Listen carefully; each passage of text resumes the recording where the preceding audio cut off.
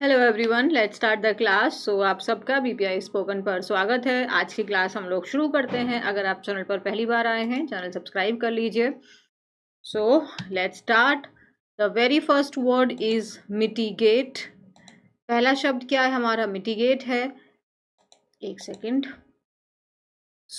आप लिख लीजिए इसका पार्ट्स ऑफ स्पीच। मिटिगेट का पार्ट्स ऑफ स्पीच वर्ब है। इसका मतलब होता है किसी भी चीज़ को कम करना, उसको रिड्यूस करना। मिटिगेट का मतलब कम करना। जैसे कोई प्रॉब्लम है ना, कोई बीमारी है, हमने एक पेन किलर खा लिया ताकि जो हमारा सर दर्द है या जो भी हमको दर्द हो रहा है वो कम हो जाए, वो रिड्यूस हो जाए। पेन किलर का क्या फंक्शन होता है? वो आपके जो दर्द है उसको कुछ समय के लिए कम कर देती हैं। To make less severe. Severe का मतलब होता है बहुत हाई हो जाना, इंटेंसिफाई हो जाना, वो चीज़ बहुत बढ़ जाना। लेस सीवियर कर दिया उसको, मतलब डिक्रीज कर दिया उसको, जो दर्द है उसको कम कर दिया। Less severe and less painful. Synonyms अगर हम देखें तो एलिविएट हो गया। एलिविएट का मतलब भी रिड्यूस होता है। मिटिगेट आपका वर्ब है तो बाकी सारे सिनोनिम्स भी वर्ब ही होने वाले हैं। सूद हो गया, काम, रिलैक्स, असुएज। असुएज का मतलब कम करना, पैसिफाई, लेसन। आप इसकी स्पेलिंग पे ध्यान देंगे तो LESS एडजेक्टिव होता है ना, लेस एंड हाई। हमने इसको वर्ब बनाया, लेसन हुआ वर्ब। और एक हमारा जैसे एक सेम साउंड आता है लेसन, ये नाउन होता है जो चैप्टर वाला होता है। मिटिगेट का मतलब किसी भी चीज़ को कम करना, उसकी इंटेंसिटी को रिड्यूस करना। जैसे कि ये जो मेडिसिन है, ये जो दवाई है, ये क्या कर देगी? मिटिगेट कर देगी। वो आपका विल के बाद वर्ब आएगा तो मिटिगेट आपका वर्ब है। इनमें से आप किसी भी शब्द को यहाँ पे रख सकते थे। This medicine will like alleviate your headache ना, रिड्यूस कर देगी उसको, आपको शांत कर देगी, लेसन कर देगी। हेडेक मतलब सर दर्द। नेक्स्ट वर्ड है हमारा इन लाइन विद। ये एक ईडियम हो जाता है और इसका मतलब होता है जैसे अगर मेरी थिंकिंग और आपकी थिंकिंग एक जैसी है तो इन लाइन विद है ना, सिमिलर टू, अकॉर्डिंग टू और at the same level as something. तो वो दोनों चीज़ें आपस में एक ही लेवल पर हैं, एक दूसरे से मैच कर रही हैं। जैसे मेरी जो थिंकिंग है ना, is in line with yours. जो मेरी थिंकिंग है वो तुम्हारी थिंकिंग से क्या है? सिमिलर है, मैच कर रही है। यहाँ पे योर्स को लेके कंफ्यूज मत होना। जो योर्स है इसका मतलब हुआ योर थिंकिंग, क्योंकि यहाँ पे थिंकिंग थिंकिंग रिपीट हो रहा है, इसलिए हमने यहाँ पे पजेसिव प्रोनाउन यूज कर लिया। ये क्या है, कैसे यूज करते हैं, सेपरेट नाउन क्लास होगी तो हम वहाँ पे यूज करना सीखेंगे ही। इन लाइन विद मतलब सिमिलर टू। आप लोग जहाँ पे सिमिलर यूज करते हैं वहाँ पे आप इन लाइन विद को यूज कर सकते हैं। नेक्स्ट वर्ड है हमारा कब।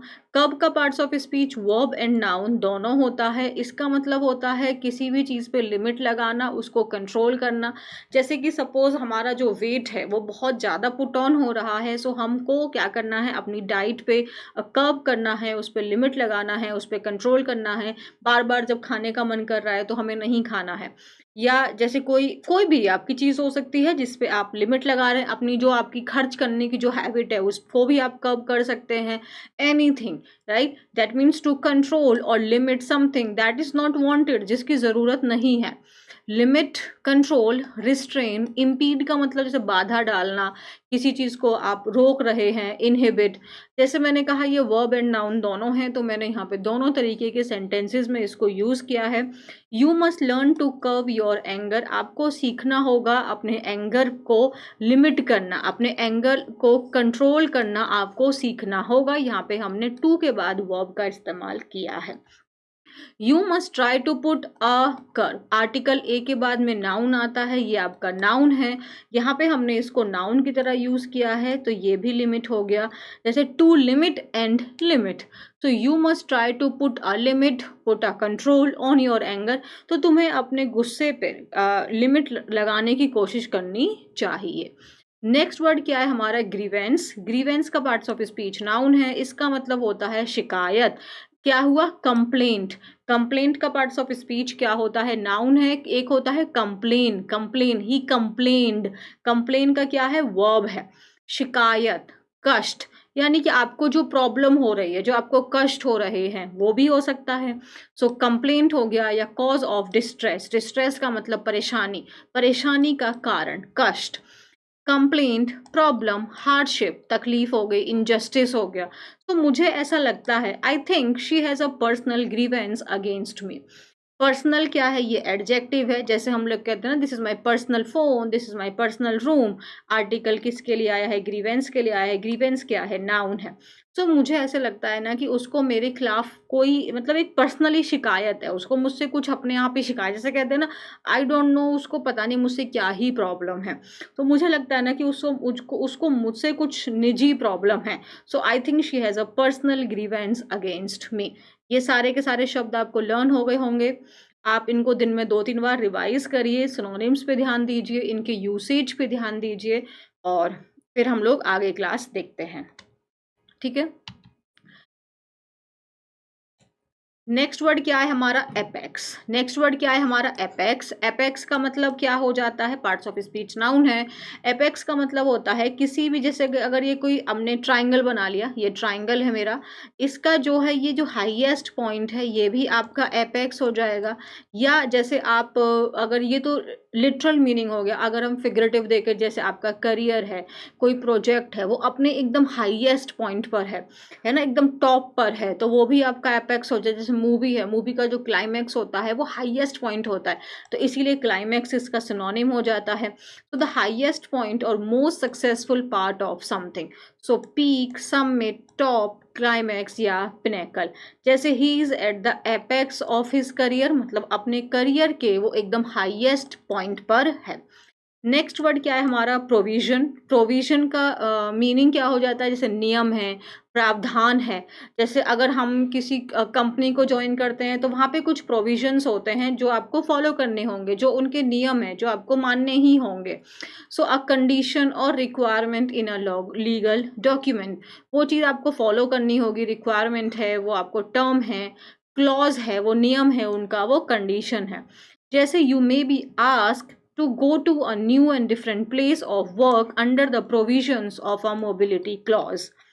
यू में भी आस्क मतलब तुमको बोला जा सकता है कि तुम एक नए और एक अलग जगह पे जाओ काम करने के लिए, क्योंकि वहाँ पे ऑलरेडी आपने जो ये मोबिलिटी क्लॉज है, मोबिलिटी क्लॉज, मोबिलिटी मतलब मूव करना, तो ये क्लॉज उसमें ऑलरेडी डाला हुआ था कि आपको नई जगह पे भेजा जा सकता है, तो उसके तहत आपको नई जगह पे जाना पड़ सकता है। ये ऑलरेडी वहाँ पे आपने साइन किया हुआ है। ठीक है। तो जैसे अगर मान लो आपको जो है वो 8 आवर है आपका वर्किंग, जब आपने जॉब ज्वाइन किया था तो वहाँ पे 8 आवर आपको दिया था कि आपको 8 घंटे काम करने हैं। बट अब जो है वो कंपनी आपसे 10 से 12 घंटे काम करवा रही है, तो आप कह सकते हैं कि ये तो मेरे प्रोविजन में था ही नहीं, ये तो उसमें लिखा ही नहीं था, ये तो कंडीशन था ही नहीं, ये तो रिक्वायरमेंट था ही नहीं। तो ये क्या हो गया, प्रोविजन का मतलब वहाँ पे वो क्लॉज था, वो पॉइंट था, वो टर्म थी, वो कंडीशन थी जो आपको फॉलो करनी है। नहीं है तो this is not in my provision, this was that was not in my list, है ना, तो उस समय पे तो ये था ही नहीं, तो क्लॉज में था ही नहीं, तो मैं क्यों फॉलो करूँ।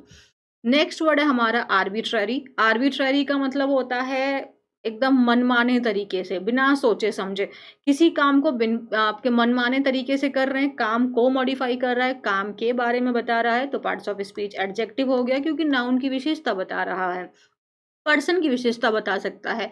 अगर कोई पर्सन जो है वो आर्बिट्ररी है, इसका मतलब क्या हुआ, वो एकदम रैंडम डिसीजन लेता है, कोई उसका सोचा समझा नहीं है। सो मनमाना हो गया, based on chance rather than being planned और बेस्ड ऑन रीजन।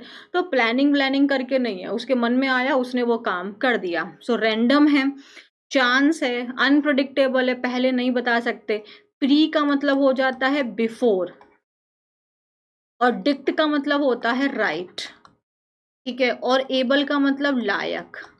तो और प्रिडिक्टेबल है मतलब जिस चीज को पहले लिखा जा सकता है, जिस चीज को पहले बोला जा सकता है कि हाँ ऐसा होगा, ये प्रिडिक्टेबल है। अनप्रिडिक्टेबल, अन का मतलब विदाउट, तो उस चीज को प्रिडिक्ट ना किया जा सके, दैट इज अनप्रिडिक्टेबल। अनमोटिवेटेड, मन में था कर दिया, कोई प्लान नहीं था।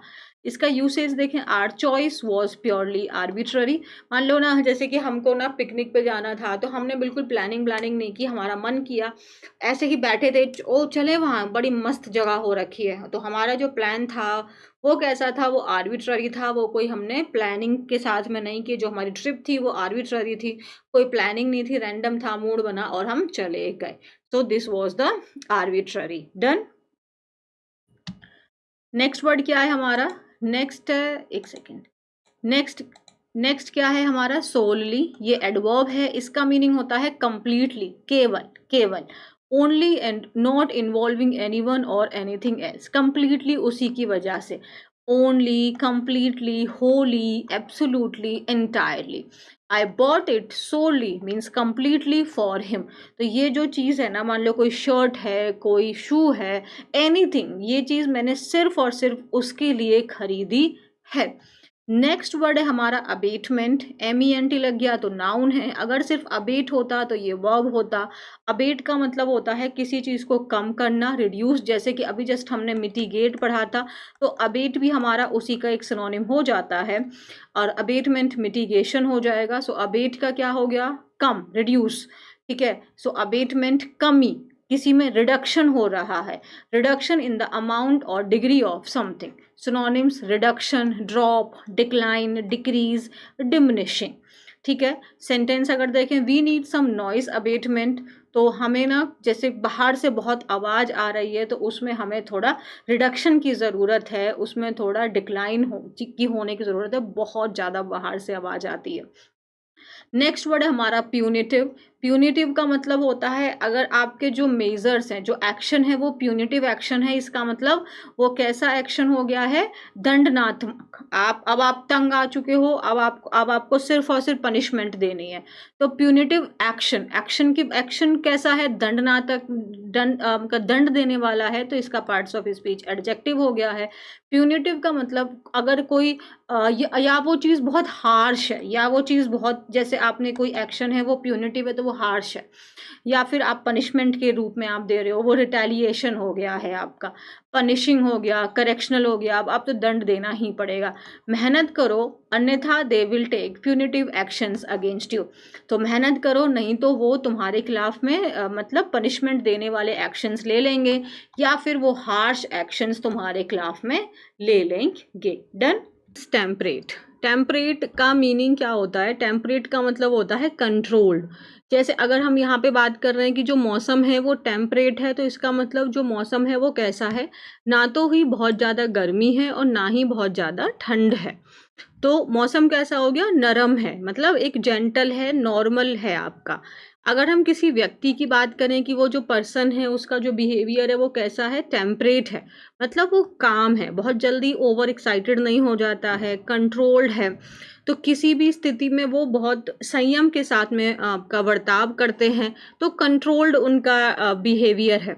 पर्सन का बिहेवियर हमने बोला या वेदर कंडीशन हमने बोला, तो यानी कि इसका पार्ट्स ऑफ स्पीच क्या हो जाता है, एडजेक्टिव है, ये विशेषता बता रहा है। सो टेम्परेट मतलब संयमी इंसान है, मौसम है, नरम है, जेंटल है, बहुत गर्मी नहीं है, बहुत हीट भी नहीं है।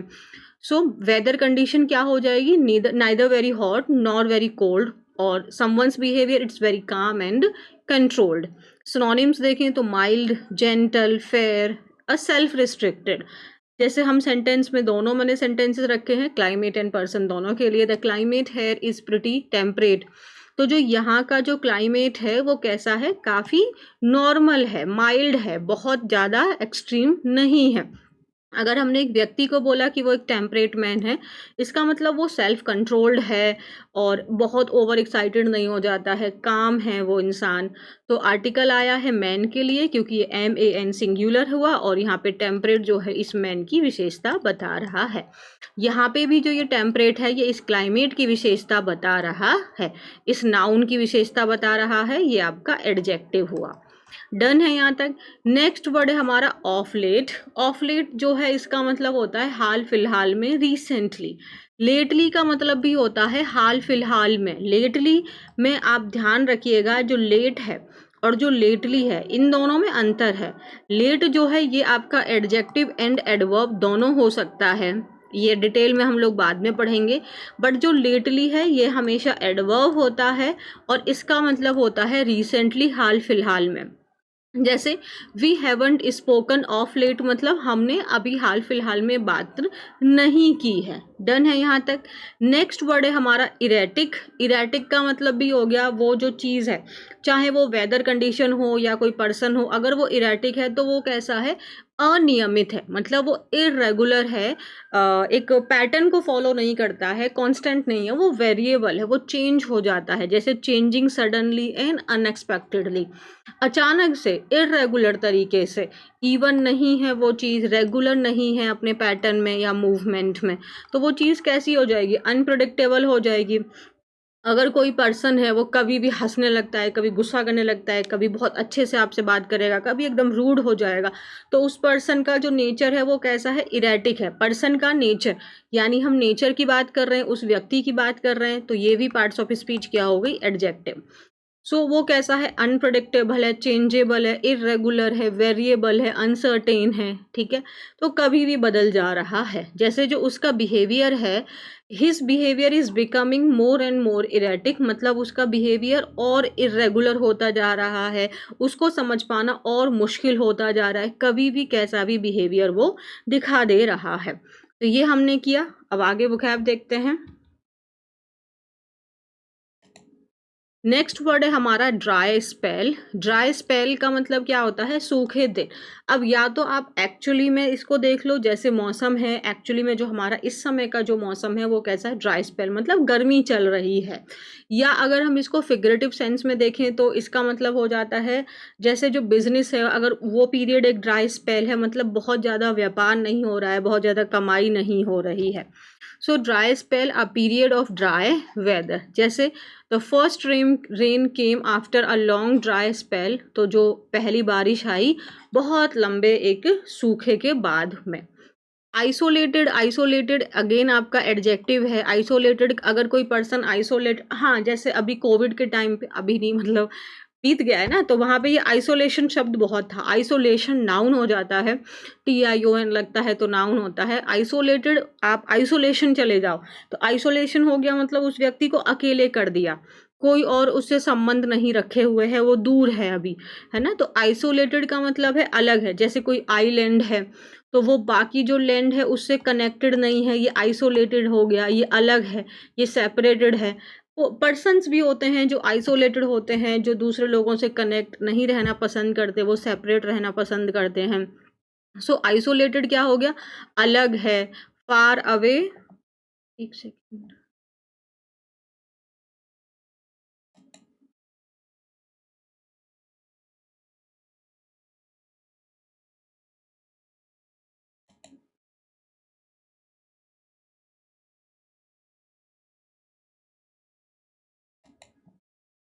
सो आइसोलेटेड क्या हो गया, अलग रहना, far away from other places, buildings और पीपल। तो रिमोट मतलब दूर, सेपरेट, कट ऑफ या डिसकनेक्टेड। जैसे the camp is located in an isolated area, तो जो कैंप था वो कहाँ पे था, एक आइसोलेटेड एरिया। तो एरिया नाउन हो गया, नाउन की विशेषता बता रहा है, एडजेक्टिव हो गया, ठीक है। और एरिया कैसा था, आइसोलेटेड था, मतलब कि उस एरिया से कनेक्टेड दूसरे एरिया नहीं थे, वो एक सेपरेट एरिया था, वहाँ पे दूसरे एरियाओं से वो कनेक्टेड नहीं था, वो सेपरेट था, कट ऑफ था, डिसकनेक्टेड था। नेक्स्ट वर्ड है एलिवेटेड। एलिवेटेड का मतलब ऊंचा। अगर हम रियल मीनिंग बात करें तो जैसे एक नॉर्मल प्लेन होता है, फिर उसके ऊंचाई में जैसे जगह हो जाती है, तो ये एलिवेटेड हो गया। तो ये जो एरिया है ये एलिवेटेड है, मतलब बाकी जो एरिया है उसके कंपेयर में ये ऊंचा उठा हुआ है, ठीक है। तो raised specially above the ground और अदर सरफेस। अच्छा, रेज्ड हो गया, लिफ्टेड हो गया, हाई अप हो गया, बट यहाँ पे जो ये तो समझ में आ गया कि जमीन से ऊंचा उठा हुआ। लेकिन अगर मैंने यहाँ पे सेंटेंस क्या रखा है, he has been elevated to deputy manager. यहाँ एलिवेटेड का मतलब क्या हुआ, प्रमोट हो गया है, वो promoted. So he has been promoted to deputy manager, कि वो उसको जो है, सपोज वो मैनेजर से उसको दूसरे ऊंची पोस्ट पे वो चला गया, तो पोस्ट भी आपकी एलिवेटेड हो सकती है ना, तो पोस्ट भी तो ऊपर जा सकती है, तो वो वहाँ भी आप एलिवेटेड लगा देंगे, सरफेस तो एलिवेटेड हो ही जाएगा। यहाँ तक क्लियर है।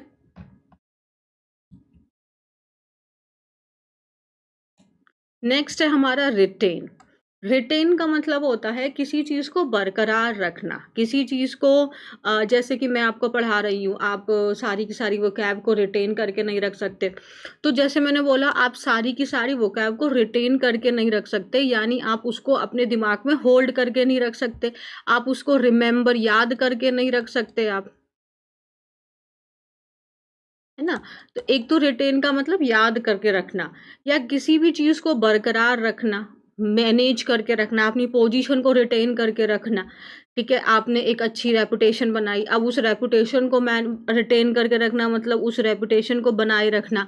सो टू कीप और continue to have something, keep, maintain, continue, preserve और रिमेंबर। रिमेंबर यहाँ पे लिख दिया मैंने, मेमोरी के सेंस में हो गया ये वाला। जैसे शी स्टडीज हार्ड, अब ये जो हार्ड है ना, ये एडवर्ब है क्योंकि स्टडीज को बता रहा है।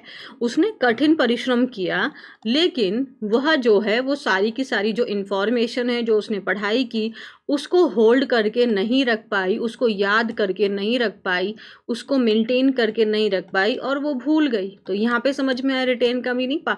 और देखो, बट कैन नॉट, कैन के बाद में वर्ब आती है, तो रिटेन क्या हो गया आपका, वर्ब हो गया।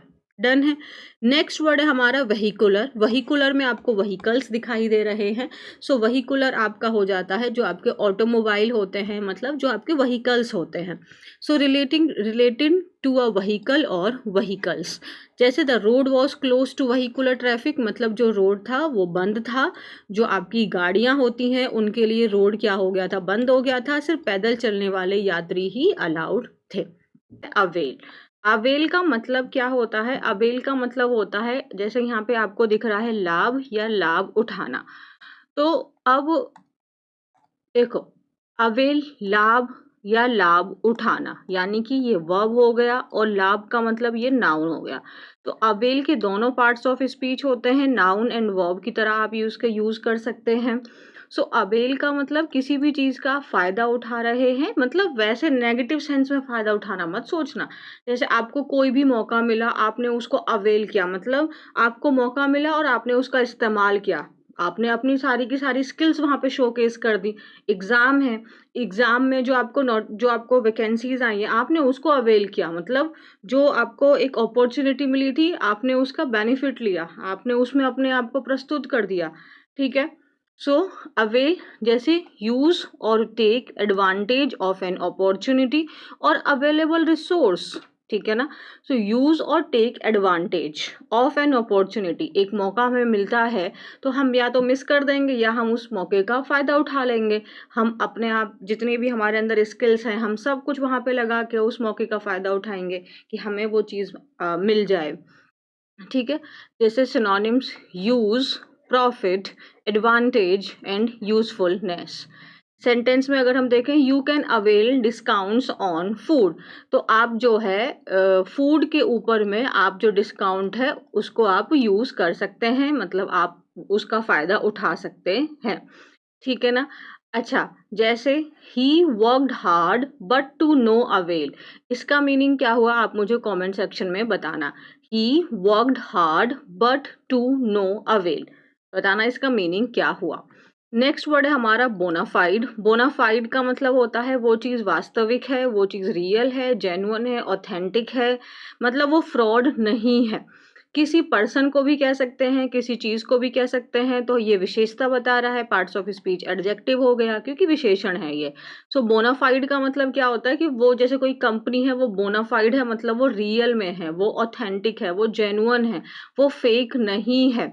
जैसे एक होता है बोगस, बोगस का मतलब होता है जो नकली होती हैं, जो फेक होती हैं, बट बोनाफाइड जस्ट इसका ऑपोजिट हो जाएगा। तो वो चीज़ क्या है, वास्तविक है, जेन्युइन है, रियल है, authentic, real, actual, legal and lawful, ये हो गया हमारा। जैसे make sure you are dealing with a bona fide company, तो इस चीज का ध्यान रखिए कि आप जेन्युइन ऑथेंटिक कंपनीज के साथ में ही आप डील कर रहे हैं। ऐसा ना हो कि वो कंपनी जो हो वो बोगस हो, वो नकली हो, है ना, और आपको धोखा देकर चली जाए। सो बोनाफाइड का मतलब क्या हुआ, वो चीज रियल है, जेन्युइन है, ऑथेंटिक है। बोगस इसका जस्ट ऑपोजिट हो जाएगा, फेक इसका ऑपोजिट हो जाएगा। नेक्स्ट वर्ड है हमारा कंप्लायंट। कंप्लायंट के जैसे आप यहाँ पे देख सकते हैं आज्ञाकारी, है ना, आज्ञाकारी किसी पर्सन को बता रहा है तो ये नाउन हो गया। सो कंप्लायंट जो है इसका मतलब देखो दो मीनिंग में हो गया। अगर हम किसी पर्सन को कंप्लायंट कह रहे हैं तो इसका मतलब है कि वो आपकी बातों को फॉलो कर रहा है, यानी कि वो ओबीडिएंट है ना, वो ओबीडिएंट है, आपकी बातों को फॉलो कर रहा है वो पर्सन, सबमिसिव है। और अगर जैसे यहाँ पे देखोगे the student shirt was not compliant with the school dress code, तो यहाँ पे शर्ट की बात हो रही है। जो स्टूडेंट की शर्ट थी ना वो स्कूल के ड्रेस कोड के साथ में कंप्लायंट नहीं थी, मतलब जो स्कूल का ड्रेस कोड है उसके अकॉर्डिंग में वो नहीं थी, उसके अकॉर्डिंग वो ड्रेस उसकी नहीं थी। सो कंप्लाइंट एक पर्सन के हिसाब से हो गया आज्ञाकारी, और दूसरा कंप्लाइंट का मतलब ये हो जाता है कि जो नियम है जो कानून है उसके अनुसार होना, उसके अकॉर्डिंग होना। सो यूज टू डिस्क्राइब समवन और something that obeys particular rule और लॉज। तो कंप्लाइंट जो है ये आपका कंप्लाई शब्द से ही बना है, और कंप्लाई का मतलब ही होता है बात को फॉलो करना, उसको अग्री करना, है ना। सो कंप्लाई अगर आपके जो सपोज करो कि हम दोनों मान लेते हैं हमारी एक कंपनी है ए एंड बी, ए मेरी कंपनी है, बी आपकी कंपनी है, तो अगर हम एक एग्रीमेंट साइन करना चाहते हैं तो वो एक दूसरे से मतलब हमको अग्री करना होगा। तो आपकी बातें मेरी बातों से अग्री होनी चाहिए ना, कंप्लायंट होना चाहिए, तभी तो डील हो पाएगी, नहीं तो डील नहीं हो पाएगी। सो कंप्लायंट नाउन हो जाता है, कंप्लाई वर्ब हो जाता है। कंप्लाई का मतलब उस बात के अग्री करना, उस बात के अकॉर्डिंग होना, ठीक है। तो यूज टू डिस्क्राइब समवन और something that obeys particular rule और लॉ। मैंने कुछ क्लॉज डाले थे, अगर वो क्लॉज को आप फॉलो नहीं करेंगे तो वो मेरे अकॉर्डिंग में नहीं है, आप उस रूल को फॉलो नहीं कर रहे, so we can't like seal the deal. So synonyms हो गए, ओबीडियंट पर्सन के लिए है, कंप्लाइंग है, डोसाइल है, डोसाइल का मतलब बात को मानने वाला है, सबमिसिव है, एक्सेप्टिंग है। यहाँ तक समझ में आया। जैसे स्टूडेंट की जो शर्ट थी वो कंप्लायंट नहीं थी स्कूल के ड्रेस और कोड के अकॉर्डिंग। डन, क्लियर है ये वाला। चारों शब्द के लिए, तीनों शब्द क्लियर है। अवेल का मतलब फायदा, किसी भी चीज का आप बेनिफिट उठा रहे हैं।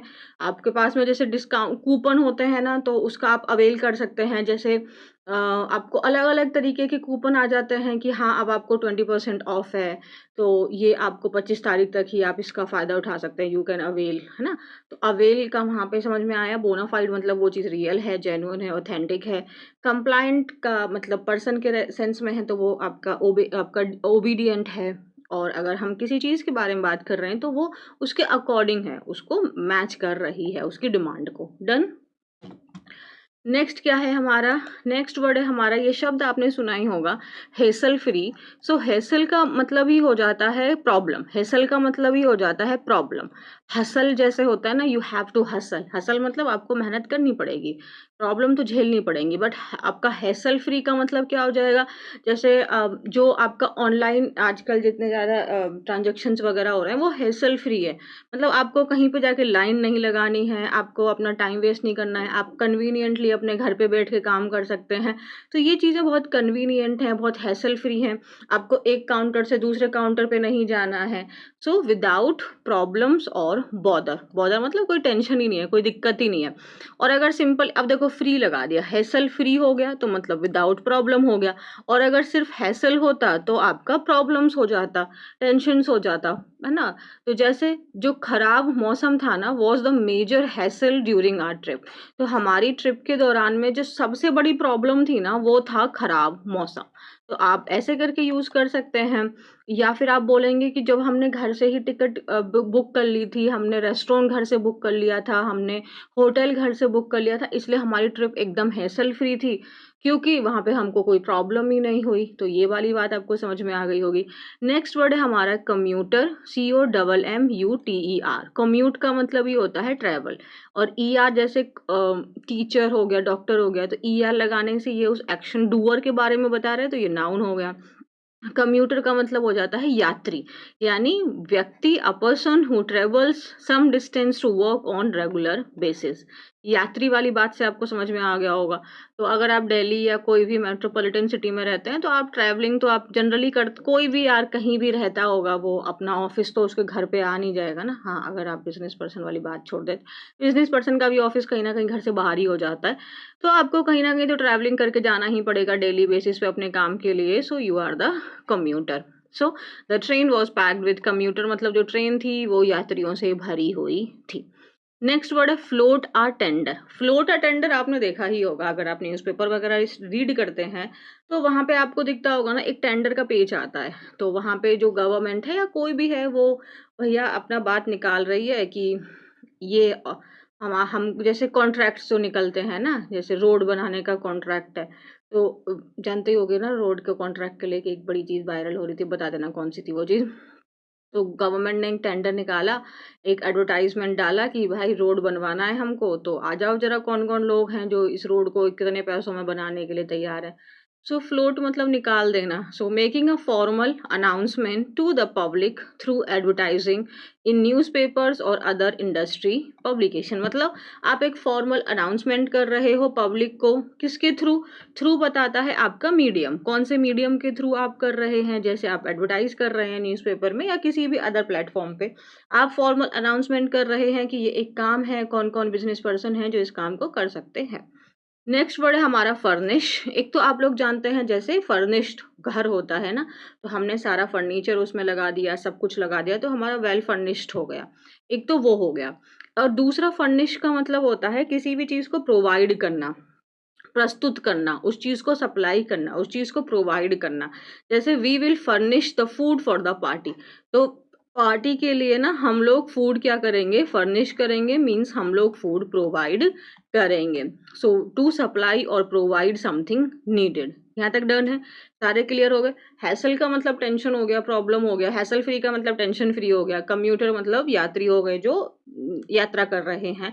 और फ्लोट अटेंडर मतलब एक आपने कोई काम है जो बड़े लेवल पे होता है, बड़े मार्ट जो जिसमें ज़्यादा सारा पैसा इन्वॉल्व होता है, तो आपने न्यूज़पेपर वगैरह के थ्रू निकाल दिया कि भाई आ जाओ, दिखाओ भाई, बिडिंग जिसको लगाते हैं, तो जो कम पैसों में उस काम को कर देगा, हम उसको ये टेंडर दे देंगे। फर्निश, एक तो वेल फर्निश्ड होम वगैरह होते हैं, है ना, पूरा वेल मेंटेन्ड है। और उसके बाद में और दूसरा फर्निश का मतलब किसी चीज़ को प्रोवाइड करना भी होता है। तो यह है ड्राउन। ड्राउन का मतलब हो जाता है डूबना। डूबना means parts of speech verb हो गया, क्रिया बता रहा है। सो अगर हम एक बार एक्सप्लेनेशन देख लेते हैं, to die because you are under water and cannot breathe. तो आपको समझ में आ गया होगा। सिनोनिम्स में सबमर्ज। सबमर्ज का मतलब क्या होता है कि वो चीज़ पानी से डूब गई है ना। जैसे द्वारका के बारे में जब हमने पढ़ा था तो उसमें था कि द्वारका जो है वो सबमर्ज्ड हो गई, दैट मीन्स कि पानी से वो डूब गई है। सेम एस आपका फ्लड होता है, ये एक बहुत कॉमन शब्द है। ड्रेंच हो गया, डिल्यूज हो गया, और भी बहुत सारे शब्द हैं, बट अभी के लिए आप इतने शब्दों को लर्न कर लीजिए। जैसे 4 लोग थे, वो जो है वो फ्लड, यहाँ पे जो फ्लड है, अब बाढ़ आना या बाढ़, ये नाउन की तरह फंक्शन कर रहा है, बाढ़ में डूब गए। डन है। नेक्स्ट वर्ड है हार्ट रेंडिंग। हार्ट रेंडिंग का पार्ट्स ऑफ स्पीच क्या होता है? एडजेक्टिव होता है, क्योंकि ये बता रहा है ऐसी कोई चीज़ जो दिल को बहुत दुख दे दे। दिल को, हार्ट को रेंडिंग, बहुत दुख दे देने वाली कोई चीज़ है, शोकजनक है, कॉजिंग ग्रेट सैडनेस और डिस्ट्रेस। डिस्ट्रेस का मतलब हो जाता है परेशानी, प्रॉब्लम, है ना, बहुत आपको डिस्टर्ब कर रही है, बहुत ट्रेजिक है वो चीज़। So disturbing, sad, tragic and painful. The pictures of starving children on television were heartrending. तो जो पिक्चर्स थी ऑफ स्टार्विंग चिल्ड्रन, हमने कल की क्लास में देखा था, आप जानते हैं चाइल्ड का प्लूरल हो जाता है चिल्ड्रन। स्टार्विंग कैसे बच्चे जो भूख से मर रहे थे। चिल्ड्रन नाउन हुआ, नाउन की विशेषता बता रहा है, स्टार्विंग एडजेक्टिव हुआ। सब्जेक्ट कौन है? पिक्चर्स है। पिक्चर्स कैसा सब्जेक्ट हुआ? प्लूरल है, तो यहाँ पे वर्ब कौन आई है? Were. So the pictures were heart rending, pictures were painful. अगर आपको ऐसा लग रहा है कि मैम ये कहीं आईएनजी लगा के वर्ब तो नहीं है, नहीं नहीं, आप यहाँ पे इस शब्द को रिप्लेस करके पेनफुल लगा सकते हैं, सैड लगा सकते हैं, तो ये आपका एडजेक्टिव है। पिक्चर्स कैसी थी? बहुत दर्द देने वाली थी, बहुत डिस्टर्ब करने वाली थी। नेक्स्ट वर्ड है हमारा, देखो एक ना इसी का जब हमारा नाउन वर्ब की तरह होता है तो ये बार होता है। इसका मतलब होता है किसी पे आपका प्रोहिबिट करना, उसको रोक लगाना, उसको है ना, प्रोहिबिट हो जाता है। बट जैसे यहाँ पर ये आपका प्रपोजिशन की तरह फंक्शन कर रहा है, और इसका मतलब क्या है, इस बैरिंग का मतलब होता है उस चीज़ को छोड़कर, है ना, उस चीज़ के अलावा, उस चीज़ के अलावा, उसके सिवाय। तो जैसे यहाँ पे except for, if not for, मतलब उस चीज़ को छोड़कर, उसको इंक्लूड नहीं किया है, एक्सेप्ट उसको छोड़ दिया है। सो एक्सक्लूडिंग हो गया, उसको निकाल दिया, अपार्ट फ्रॉम इस चीज़ के अलावा, अदर देन, असाइड फ्रॉम। जैसे nothing will save us from death, कुछ भी चीज़ हमें मौत से नहीं बचा सकती है अगर कोई मिरेकल को छोड़ दिया जाए तो। समझ में आया? ये एक आपका एडिशनल इन्फॉर्मेशन ही है, अगर हम इसको हटा दें तो कोई दिक्कत नहीं, बट सेंटेंस का मीनिंग एकदम डिफरेंट हो जाएगा। Nothing will save us from death, कोई भी चीज़ हमको मौत से नहीं बचा सकती अगर कोई मिरेकल हो जाए। तो मिरेकल ही है जो हमें बचा सकता है, अदरवाइज तो हमें कोई नहीं बचा सकता। सो एक्सेप्ट अ मिरेकल, तो मिरेकल ही हमको बचा सकता है, कोई मिरेकल मतलब चमत्कार, चमत्कार ही हमें बचा सकता है, अदरवाइज हमें कोई भी नहीं बचा सकता। सो नथिंग, नथिंग सब्जेक्ट हुआ, इसके वर्ब कौन हो गई, विल सेव, और अस फ्रॉम डेथ ये हो गया, और यहाँ पे ये एक एडिशनल इंफॉर्मेशन के साथ में हो गया है। अब आपके ब्रेन में बहुत सारे डाउट्स आएंगे कि मैम हम कैसे समझें कौन सब्जेक्ट है कौन वर्ब है। आपको पता है ग्रामर पढ़ना डेफिनेटली बहुत ज़रूरी है। मैं बता रही हूँ कि नथिंग सब्जेक्ट है, तो मुझे भी ग्रामर की नॉलेज है, मैं ये तो नहीं कहूँगी कि नहीं नहीं इससे एक काम चल जाएगा। बट येस, जो हम ग्रामर पढ़ते हैं, जो हम वहाँ पे चीज़ें सीखते हैं, जो हम कॉन्सेप्ट्स वहाँ पर सीखते हैं, उन कॉन्सेप्ट्स को जो रियल एप्लीकेशन है वो हम रीडिंग में ही लगाते हैं। तो डेफिनेटली कॉन्सेप्ट्स आना तो कंपलसरी है, मतलब ड्राइविंग करने के लिए ड्राइविंग पहले सीखनी होगी। अब आप कितने एक्सपर्ट हो उसमें वो आपकी प्रैक्टिस बताती है। सेम ऐसे कॉन्सेप्ट सीखोगे, चीज़ों को सीखोगे, फिर जब उनको आप बहुत ध्यान से अप्लाई करोगे तो आप एकदम एक्सपर्ट हो जाओगे। अभी अपने आप को अपना इतना स्ट्रेस में नहीं डालना है कि मैम हमको नहीं समझ में आएगा कि यहाँ पे ये सब्जेक्ट नहीं है, नथिंग ही सब्जेक्ट है, ये एक एडिशनल इन्फॉर्मेशन है। तो इतना स्ट्रेस ब्रेन पे अभी नहीं देना है, ग्रामर खत्म हो जाएगी। बट आपको पता है 50% जो वर्क है ना, 50 to 70% हमारा इंग्लिश लैंग्वेज को लेके वो हमारी रीडिंग पोर्शन करता है, जो इम्प्रूवमेंट की बात है।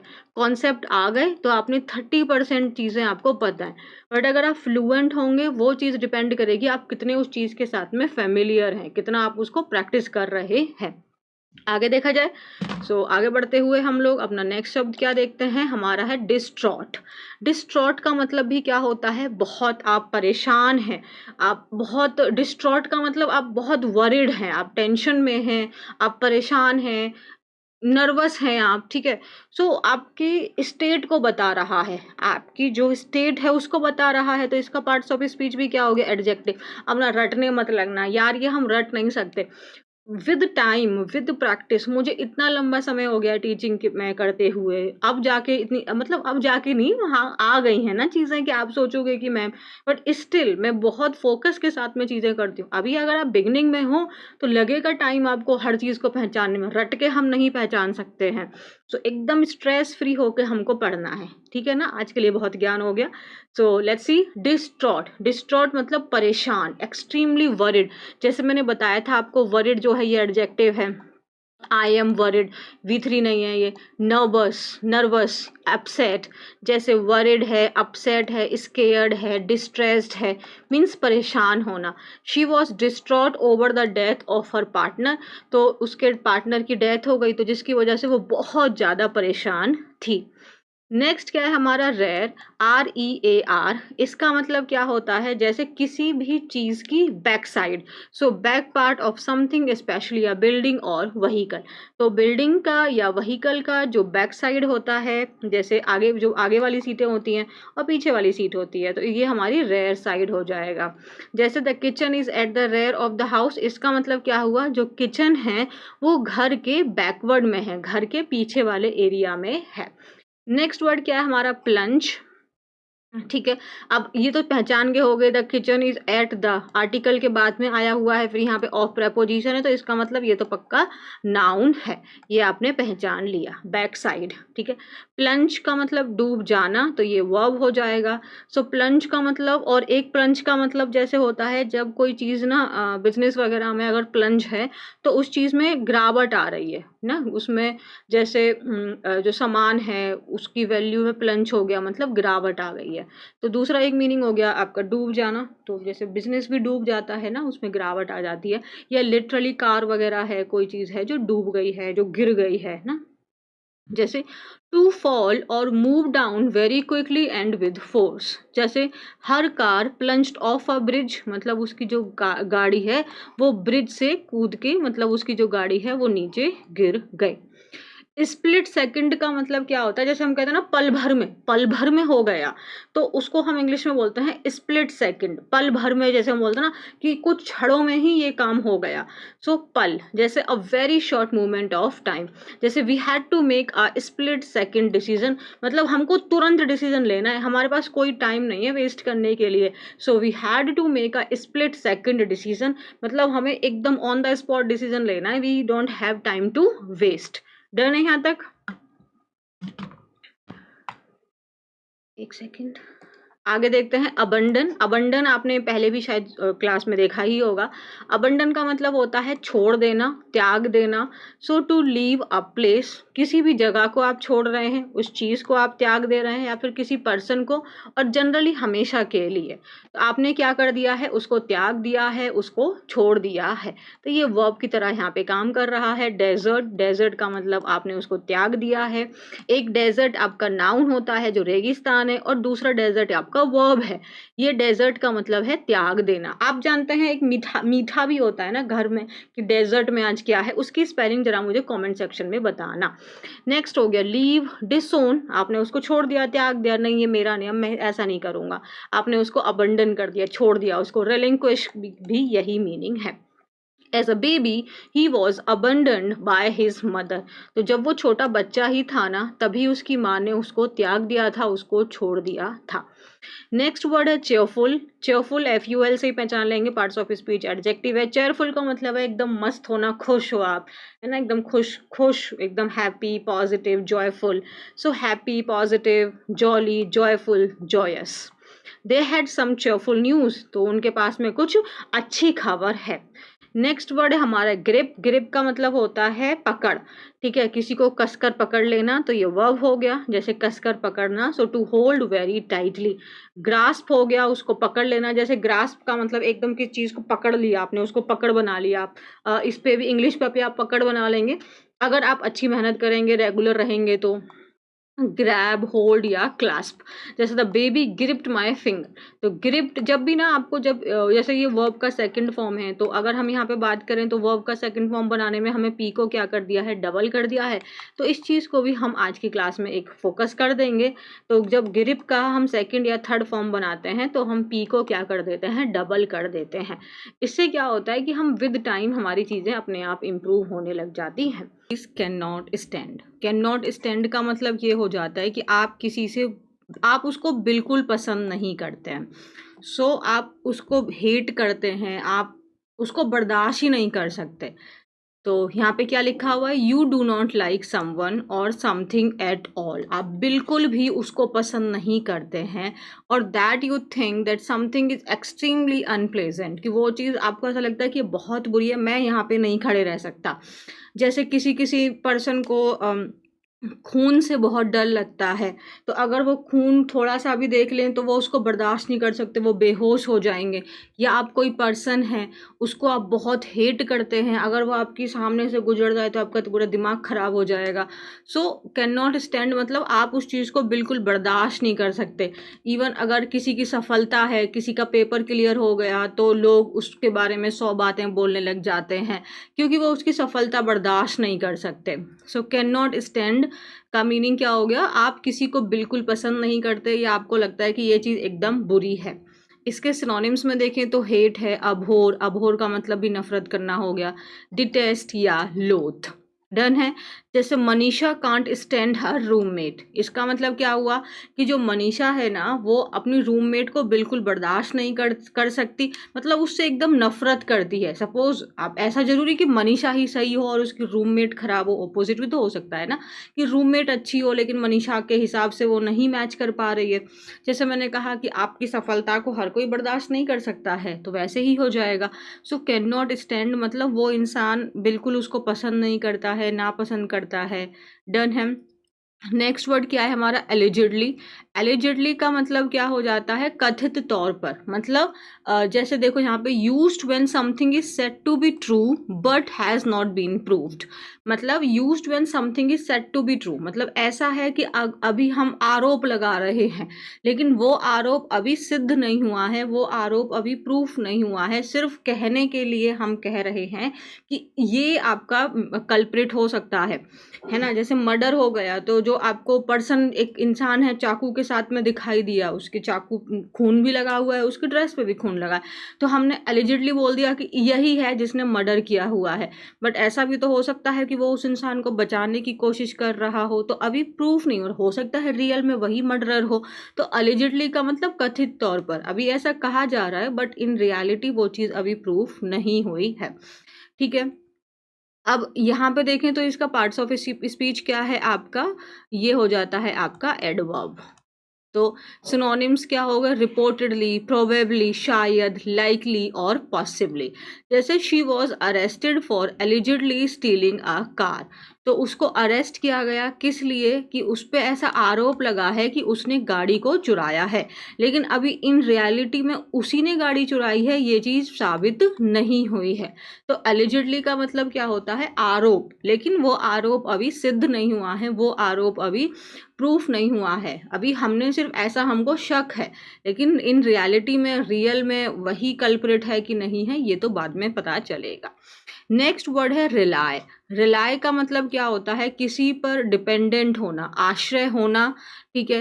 तो रिलाय होना मतलब आप उस पर डिपेंडेंट हो, या फिर आप उस पर विश्वास करके आप अपनी बात बता रहे हो उसके साथ में, या आप उस पर विश्वास करते हो। तो रिलाय का मतलब किसी के ऊपर में निर्भर होना, डिपेंडेंट होना। और टू ट्रस्ट समवन और समथिंग, जैसे कि तुम अपने दोस्त को कह सकते हो कि अगर तुम्हें कोई भी हेल्प चाहिए तो तुम मुझ पे डिपेंड हो सकते हो, means you can rely on me. अच्छा, रिलाई के साथ में जो फिक्स्ड प्रेपोजिशन आता है वो क्या आता है, ऑन, और rely, you can rely on me. तो रिलाई का पार्ट्स ऑफ स्पीच क्या है, वर्ब है। तो रिलाई का मतलब क्या हो जाता है, किसी पर आप डिपेंडेंट होना, अगर आपको कोई भी हेल्प चाहिए तो आप मुझे कॉल कर सकते हैं, डेफिनेटली। तो इसका मतलब है कि आप मुझ पर डिपेंड हो सकते हैं। तो you can count on me, count का मतलब भी डिपेंड होना होता है, डिपेंड तो पता ही है। बैंक का मतलब भी होता है कि आप मेरे ऊपर निर्भर हो सकते हैं, आप मुझ पर डिपेंड हो सकते हैं। और you can place you can place your trust in me, that means आप मुझ पर निर्भर हो सकते हैं। तो रिलाई का मतलब किसी के ऊपर डिपेंडेंट होना। जैसे you can't rely on your parents for ever, हमेशा आप अपने पेरेंट्स के ऊपर ही डिपेंडेंट नहीं हो सकते हैं, आफ्टर अ टाइम आपको खुद इंडिपेंडेंट होना होगा, है ना। सो रिलाई का मतलब किसी के ऊपर में आप डिपेंडेंट हो, आप उस पर ट्रस्ट कर रहे हो। सो इसके साथ में जो फिक्स्ड प्रेपोजिशन है वो आपका जनरली ऑन आता है। इसके सिनोनिम हो जाएंगे depend, because it is a verb, so depend होगा, not dependent. Dependent is your adjective, count, bank और प्लेस वंस ट्रस्ट इन। जैसे यहाँ पे वन है, अब ये जैसे मैंने कहा you can put your trust in me, तो योर ट्रस्ट, सब्जेक्ट यू है तो यहाँ पे हमने योर लगा दिया, तो इस तरीके से आप इस वन को रिप्लेस कर देंगे। और जैसे यहाँ पे you can't rely on your parents for ever, you can't rely on me, तो मुझ पे डिपेंडेंट नहीं हो सकते हो, तुम्हें बाहर निकल के खुद काम करना होगा। यहाँ तक क्लियर है, आगे करें। नेक्स्ट क्या है हमारा, नेक्स्ट है सीज। सीज का एक तो आपको पता ही होगा, किसी चीज़ को जब्त कर लेना, है ना, सीज कर लेना। जैसे आपने सुना ही होगा कि जो आपके गवर्नमेंट ऑफिशियल्स होते हैं या गवर्नमेंट ने उसकी प्रॉपर्टी को सीज कर लिया, उसको जब्त कर लिया, ये मतलब हुआ। और दूसरा मतलब होता है पकड़ना, पकड़ना। जैसे टू टेक पोजेशन ऑफ, यहाँ तक तो समझ में आ गया। टू टेक पोजेशन ऑफ का मतलब क्या हुआ, उसका जो सामान था उसका अधिकार आपने ले लिया, मतलब आपने उसके सामान को अपने अंडर कंट्रोल में ले लिया। एंड दूसरा है to take hold of suddenly and forcibly, जैसे किसी के हाथ को आपने एकदम से जोर से पकड़ लिया, तो उसको भी कहीं ना कहीं एक सीज का सिनोनिम आ जाता है ये। तो किसी चीज़ को जोर, जैसे आपको यहाँ पे देखो, this is an opportunity and they must seize with both hands. अब ये सोचो, अगर ये आपके सेंटेंस में आएगा, आपको कंफ्यूजन हो सकती है इस चीज़ को लेके। And this is an opportunity, ये एक अपॉर्चुनिटी है और उनको ये अपॉर्चुनिटी को दोनों हाथ से पकड़ लेनी चाहिए। सपोज कि आपको कोई मौका मिला है लाइफ में आगे बढ़ने का, तो आपको वो अपॉर्चुनिटी तुरंत सीज कर लेनी चाहिए। तो यहाँ पे सीज का मतलब उसको रियल पोजेशन नहीं है कि आप उसको जब्त कर लेंगे, आपको उसको ग्रैब कर लेना चाहिए। इन रियलिटी आपको उसका फ़ायदा उठाना चाहिए। इवन अवेल वाला जो सिनोनिम था, अवेल जो वर्ड हमने पढ़ा था, यहाँ पे अवेल के मीनिंग में जा रहा है सीज। अवेल, अवेल करना, किसी चीज़ का फ़ायदा उठाना। आपको एक अपॉर्चुनिटी मिली और आप कह रहे हो अरे कोई नहीं, अपना हो जाएगा, देख लेंगे बाद में, तो आपने क्या किया, आपने उसका फ़ायदा नहीं उठाया, आपने वो अपॉर्चुनिटी को मिस कर दिया। But you must seize the opportunity, that means कि आपको वो अपॉर्चुनिटी मिली है, आपने तुरंत उसको ग्रैब कर लिया, आपने उसको ले लिया, आपने उसका फ़ायदा उठा लिया, है ना। सो सिनोनिम्स में क्या होगा, ग्रैब, स्नैच, टेक, कैप्चर। और ये जो वर्ड है ना कन्फिस्केट, कन्फिस्केट जनरली इसका मतलब ये होता है किसी के चीज़ को आपने जब्त कर लिया, उसका पोजेशन ले लिया। एंड ये तो सिंपल है, government has seized her property, तो गवर्नमेंट ने उसकी प्रॉपर्टी को क्या कर लिया, सीज कर लिया है, मतलब उसको जब्त कर लिया है। किसी ने लोन लिया और लोन को जब वो रीपे नहीं कर पा रहा है, तो गवर्नमेंट उसकी प्रॉपर्टी को क्या कर देती है, सीज कर देती है। आप दोनों तरफ देख सकते हैं, मस्ट सीज ये भी वर्ब है और यहाँ पे भी वर्ब का थर्ड फॉर्म है। तो सिंपल सी बात है कि सीज का पार्ट्स ऑफ स्पीच क्या होता है, वर्ब। डन है, जब्त करना या पकड़ना। नेक्स्ट वर्ड है डिटेन। डिटेन का मतलब होता है किसी को हिरासत में लेना, है ना। डिटेन करना मतलब उसको, जैसे अभी ना जैसे कोई सस्पेक्ट था, अभी हमने पिछली क्लास में पढ़ा था कि उसको एलिजिडली ही भले ही, बट वो सस्पेक्ट है कि अभी हाँ कि ये हमारा प्राइम सस्पेक्ट है कि इसने ही क्राइम किया होगा, तो उसको हिरासत में ले लिया, मतलब उसको पकड़ लिया, ठीक है, उसको गवर्नमेंट पुलिस ने अपनी कस्टडी में ले लिया। तो डिटेन करना मतलब हिरासत में लेना। या एक दूसरा मीनिंग भी हो जाता है डिटेन का, रोकना, जैसे ट्रैफिक है, ट्रैफिक ने आपको आगे बढ़ने से रोका, तो वो भी डिटेन का दूसरा मीनिंग हो जाता है। फर्स्ट मीनिंग तो जनरली आपका हिरासत में लेना होता है, बट इसका सेकंड मीनिंग रोकना भी होता है, किसी को देरी कर रहे हो आप। सो डिटेन, तो to force someone officially to stay in a place और to delay that person for a short period of time, तो ये हो गया। सो टू फोर्स, आप उसको फोर्स कर रहे हैं ऑफिशियली कि वो वहीं पे रहे, है ना, या फिर आप उस पर्सन को आगे बढ़ने से लिए क्या कर रहे हैं, डिले कर रहे हैं। सो हिरासत में लेने का मतलब उसको अरेस्ट करना, कन्फाइन करने का मतलब उसको आपको लिमिट कर दिया। आपने कहा कि आपको जैसे हाउस अरेस्ट होता है कि आप अपने घर से बाहर नहीं निकल सकते हैं, है ना। इम्प्रिजन, डीले, स्लो डाउन और हिंडर। हिंडर मतलब बाधा डालना। A suspect has been detained by the police for questioning, तो सस्पेक्ट को जो है पुलिस के द्वारा क्या कर लिया है, डिटेन कर लिया गया है, उसको हिरासत में ले लिया गया है, उसको मूव नहीं, अब यहीं पे रहोगे तुम, हम जब तक हम तुमसे क्वेश्चंस नहीं पूछ लेते हैं। तो डिटेन कर लिया मतलब उसको ऑफिशियली रोक दिया गया है कि आपको अब यहीं रुकना है। हिरासत में लेना, वर्ब हो गई इसकी पार्ट्स ऑफ स्पीच। नेक्स्ट है हमारा पोर्च। पोर्च को हिंदी में आप बरामदा, अगर देखो पिक्चर भी लगाई है, तो ये क्या होता है ना, जैसे हम लोग के घर होते हैं, तो जो मेरा गांव का घर है वो एकदम सबके बेसिकली सिंपल होते हैं ना, तो ये रूम होता है और फिर इस रूम से जस्ट सामने ही एक एरिया होता है जिसपे छत तो होती है बट ये पूरा ओपन होता है, और इसके आगे आंगन होता है ना, आप लोग अगर समझ पा रहे हैं तो ये जो जिसपे छत तो है बट ये ओपन है, और जो आंगन होता है उस पे ऊपर छत नहीं होती, वो पूरा खाली होता है। तो बरामदे में और आंगन में अंतर क्या होता है कि जो बरामदा होता है उसमें छत होती है और वो चारों, उसमें कमरे नहीं है ना, वो कमरा तो क्लोज्ड हो जाता है, तो वो ओपन है बट उस पर छत है। और जो आंगन होता है ये कंप्लीट ओपन होता है, इस पर कोई छत नहीं होती।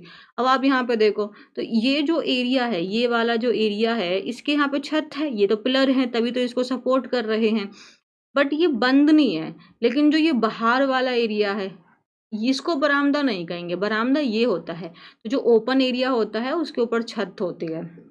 है ना। So their house has a large front porch. अब समझ में आ गया कि जो उनका घर है ना, तो उनके घर के जो एंट्रेंस है वहाँ पे ही उनका बरामदा है, तो वो क्या है, एक बड़ा सा ओपन एरिया है जहाँ पे बारिश के मज़े भी लिए जाते हैं, है ना। नेक्स्ट वर्ड क्या है हमारा, नेक्स्ट वर्ड है विवेशियस।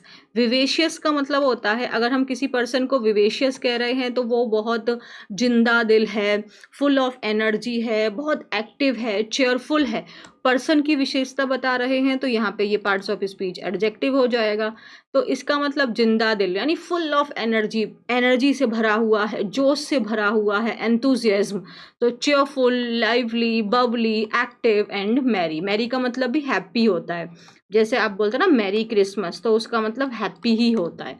तो she was always a vivacious child. कैसी बच्ची थी वो, हमेशा एक विवेशियस थी, मतलब full of life, active, cheerful, happy, ऐसी बच्ची थी। अब आप यहाँ पे देखोगे अ आर्टिकल लगा हुआ है चाइल्ड के लिए, बिकॉज यू नो चाइल्ड का मतलब बच्चा, ये सिंगुलर होता है, बट जो चिल्ड्रन है ये आपका प्लूरल होता है। डन है जी।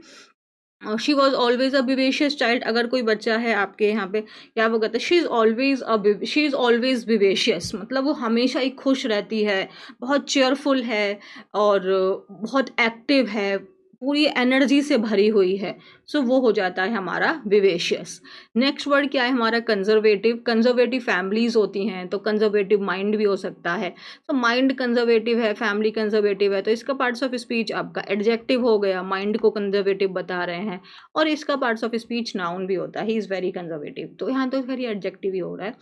जैसे रूढ़िवादी है ना, कंजर्वेटिव का मतलब रूढ़िवादी, जो मतलब पुरानी जो चीज़ें हैं, पुरानी जो परंपराएं हैं, ये लोग उसको बदलना नहीं चाहते हैं। इवन अगर वो अच्छे के लिए भी बदलाव है तो उसको भी ये लोग एक्सेप्ट नहीं करना चाहते हैं। ऐसे लोगों को कंजर्वेटिव कहा जाता है।